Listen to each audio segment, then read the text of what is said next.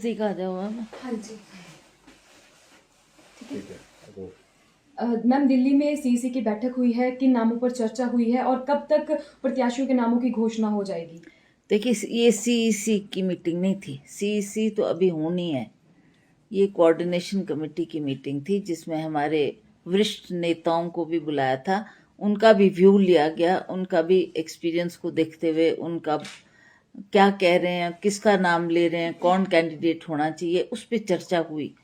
और जैसा जैसा उन्होंने बताया, अपने अपने क्षेत्र का फीडबैक दिया, और जो कैंडिडेट बढ़िया से बढ़िया हमने फील्ड में उतारना है उस पर चर्चा हुई। और हमने कुछ 2-4 नाम लिख के उनको हर कॉन्स्टिट्यूंसी से फाइनल करके दिए हैं। उसमें हमारे मुख्यमंत्री, उप मुख्यमंत्री, सीनियर वरिष्ठ नेता कौल सिंह जी और रामलाल जी, धनीराम शांडिल सभी उपस्थित थे। वेणुगोपाल जी ने ये मीटिंग कॉल की और उन्होंने भी फीडबैक लेना था कि हमारी कोऑर्डिनेशन कमेटी के मेंबर्स क्या कह रहे हैं, क्या बोल रहे हैं। उसको सुनते हुए ही उन्होंने अपना अब माइंड बनाना है कि किसको उन्होंने प्रत्याशी बनाना है। मैम, कब तक जो है नामों के पे जो है नाम जो है फाइनल हो जाएंगे इसको? देखिए, ये बहुत ही जल्दी हमारी सीईसी की मीटिंग होने जा रही है जिसकी मैं भी मेंबर हूँ, और उसमें हम सबको बुलाएंगे, मुख्यमंत्री भी होंगे, और अंततः एक ही नाम जाएगा उसमें, जो ये सर्वे भी करेंगे और जो उनको फीडबैक भी मिला है, उन सब बातों को ध्यान में रखते हुए अब उन्होंने एक नाम पर आगे उसको भेजना है हाईकमांड तक। उस हाईकमांड, चाहे वो हमारे खड़गे जी है, सोनिया जी है, राहुल जी है, तो वो डिसाइड करेंगे कि कौन सबसे बेहतर कैंडिडेट है और किसको टिकट मैम, देना। चर्चा है कि मंडी से आपकी जगह विक्रमादित्य सिंह को कांग्रेस उतारने जा रही है, क्या ऐसा है? देखिए, अभी तो फाइनल नहीं हुआ, फाइनल नहीं हुआ, चर्चा जरूर हुई इस पे, और सभी का सुझाव था, बिकॉज एज फैक्टर तो है ही है। Kangana is a young girl, तो शी मस्ट बी 36-37, और विक्रमादित्य भी 34 साल के, तो ज्यादा मतलब कंपटीशन में हो तो बराबर बराबर उम्र के हो, एनर्जेटिक हो, लोगों को प्रभावित करने वाला व्यक्ति चाहिए, जो अच्छा ओरेटर हो, और अच्छा उसके साथ यूथ भी जुड़ता है, यूथ भी जुड़ता है, और आइकॉन है वो यूथ का। सो ये सारे प्लस पॉइंट्स थे जिसकी वजह से सभी नेताओं ने ये सुझाव दिया। हालांकि उनको ये पता है कि मैं सिटिंग मेंबर हूँ, मेरा टिकट काटना इतना आसान नहीं है, बट उन सभी का सुझाव था कि अगर हमारे लिए ये सीट मंडी की बहुत महत्वपूर्ण है जीतना, इसमें क्योंकि हमारे प्रधानमंत्री जी का भी आशीर्वाद है बीजेपी के कैंडिडेट के लिए, और वो भी पूरी ताकत से इस इलेक्शन को लड़ने जा रहे हैं, तो इसमें हमारी तरफ से भी कोई कमी नहीं रहनी चाहिए, कोई कॉम्प्रोमाइज नहीं होना चाहिए। जो हमें लगे कि सबसे बेस्ट कैंडिडेट है उसको ही हमें फील करना है। कांगड़ा से मैम, क्या आशा कुमारी के नाम पर भी चर्चा हुई है? हाँ, हुई है, बिकॉज वो भी एक सीनियर लीडर है और अच्छा रुतबा रखती है। उनका भी काफी अच्छा रेपुटेशन है अपने लोगों के बीच में, तो उस पर भी चर्चा हुई है, पर अभी वो नाम तय नहीं हुआ है। कुछ का सुझाव कुछ था, कुछ था, उन्होंने सभी ने नोट किया है, सभी ने देखा है कि आपने क्या क्या सुझाव दिए हैं, तो उन्होंने भी सर्वे करवाए होंगे। सर्वे के मुताबिक वो भी जो जिसको सही समझेंगे उसको वो सीईसी की मीटिंग तक लेके जाएंगे, और सीईसी इसको डिसाइड करेगी कि कौन प्रत्याशी होना चाहिए। मैम, कांग्रेस हाईकमान से भी आपने मुलाकात की, सोनिया गांधी जी से भी मुलाकात की थी। सरकार और संगठन में अभी तालमेल को और ज्यादा मजबूत कैसे करेंगे?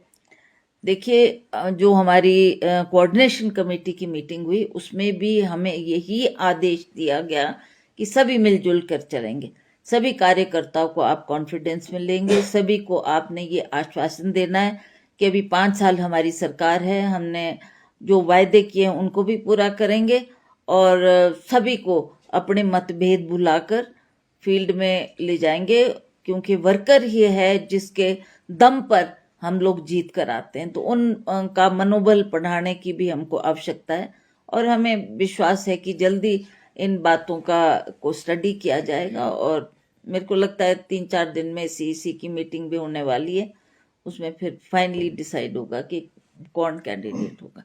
मैम, पूर्व मुख्यमंत्री जयराम ठाकुर ने आरोप लगाया है कि आपने और विक्रमादित्य सिंह ने जो कांग्रेस के एमएलए बागी हुए हैं उनको पहले उकसाया और अब आप लोग पलट गए हैं। पलटू राम की संज्ञा उन्होंने आपको दी है। देखिए, तो वो किस तरह क्या से- कहते हैं, क्या बोलते हैं, वो उनकी सोच है। पर जहां तक हमारी बात है, वी आर नॉट, हम कोई बच्चे तो नहीं है कि कुछ किसी के हमारे बोलने पे कोई बात हमारी मानने लगेगा।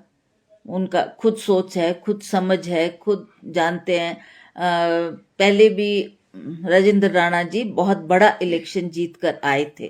सुधीर जी भी मंत्री रहे, 4 बार एमएलए रहे, उनका भी एक्सपीरियंस है। उनकी भी कुछ एक्सपेक्टेशंस थी सरकार से, जो कि हम बार बार आवाज उठाते रहे, और अगर सरकार उसको तवज्जो देती तो मुझे नहीं लगता कि ये स्थिति पैदा होनी थी। पर इसमें उकसाने वाली बात कोई नहीं है। ठीक है, विक्रमादित्य को हाईकमांड ने, हमारी हाईकमांड ने ही कहा था कि आप जाकर उनको मनाने का काम करो, तो वो उनके आदेश के मुताबिक, बल्कि हुड्डा जी उसमें थे, हमारे छत्तीसगढ़ के सीएम थे, और डीके शिव कुमार जी थे। सभी ने उनको कहा कि विक्रमादित्य आप जाओ, उनसे बातचीत करो, और ये अगर संभव है तो उनको वापस लाने का प्रयास करो। मैम, मुख्यमंत्री जिस तरह के बयान दे रहे हैं उसे लेकर सुधीर शर्मा और राजेंद्र राणा ने मानहानि का नोटिस भी उनको भेजा है। ठीक है, वो अब क्या उनको लगा बुरा और क्यों वो उन्होंने किया, अब उनकी सोच है। मैं तो उस पर क्या टिप्पणी कर सकती। नेता प्रतिपक्ष ने यहाँ पर जो मैनिफेस्टो कांग्रेस का जारी हुआ है उस पर सवाल उठाया, कहा है कि ये झूठ का पुलिंदा है। पहले 10 गारंटियों का यह मैनिफेस्टो दिया विधानसभा में, अब ये यहाँ पर झूठ का पुलिंदा जनता को। देखिए, ऐसा तो नहीं है कि वो जो मैनिफेस्टो हुआ है 1 साल में ही पूरा हो जाए। हमको उसमें मिला है, हमने ओपीएस लागू किया है, महिलाओं को पैसे देने की जो 1500 महीने की बात की थी उसको हमने लाहौल स्पीति से लागू किया है। मुख्यमंत्री स्वयं गए थे, उन्होंने स्वयं इसकी घोषणा की है। उसके अलावा भी जो हमने गांव में हमारी महिलाएं रहते हैं, जिनका मतलब वो परिवार का पालन पोषण गाय रख के करते हैं, वो भी चाहते थे कि हमारे दूध के रेट बढ़े, तो वो दूध के रेट भी बढ़ाए गए, सरकार ने वो भी किया। और धीरे धीरे जो बाकी प्रोमिसेस है वो भी सरकार 5 साल के अंदर पूरा करेगी, इसमें कोई दो राय नहीं। तो क्या मानेगा, मंडी लोकसभा सीट से जो है विक्रम सिंह के नाम पर सहमति बन जाएगी, वही इस बार चुनाव लड़ेंगे या आप ही लड़ेंगे? क्योंकि एक बार फिर यहीं पर हॉली लॉज पर सबकी निगाहें टिकी है। वो तो है, वो तो है। मैं आपको इसका कारण भी बता दूं कि ये बहुत लंबे अरसे तक हमारे फैमिली के लोग इसमें लड़ते रहे, चाहे वीरभद्र सिंह जी थे, चाहे मैं रही 3 बार, और उसी तरह से अगर लोगों की निगाहें टिकी है और आशा है तो इस परिवार से ही है। इसीलिए वो बार बार उन्होंने ये चुना कि अगर सहमति बनती है तो हम इनको भी अपना कैंडिडेट बना सकते हैं। तो उस पर अब 4 तारीख को फिर चर्चा होगी, और जब एक दफ़ा हाईकमांड उसको टिक कर देगी तो मुझे लगता है कि जैसा वो ठीक समझेंगे वो कैंडिडेट का नाम अनाउंस कर देंगे। कैबिनेट बैठक में सभी प्रत्याशियों के नाम अनाउंस हो जाएंगे मैम?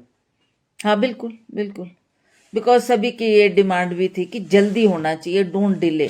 हमारे पास टाइम बहुत कम रह गया है, पर सिंस लास्ट फेज में हमारा इलेक्शन, तो इस बात को देखते हुए भी हमने थोड़ा टाइम लिया सोचने का, समझने का, और अनाउंस करने से पहले सारी बातों पर गहन विचार किया गया। अब जल्दी उस पर स्टडी किया जाएगा और वो नामों को हम तय करेंगे। संगठन से भी कोई हो सकता है इस बार चुनाव मैदान में? कहाँ से बात कर रहे हैं? संगठन से भी किसी को उतार सकते हैं, कार्यकर्ता कोई वैसा हो सकता है, क्यों नहीं। हम तो चाहते हैं कि पार्टी के संगठन को, लोगों को भी मौका मिले। वो भी कई वर्षों से पार्टी की सेवा कर रहे हैं, और आने वाले वक्त में भी अगर मौका मिलता है तो उनको भी आगे लाने की आवश्यकता है।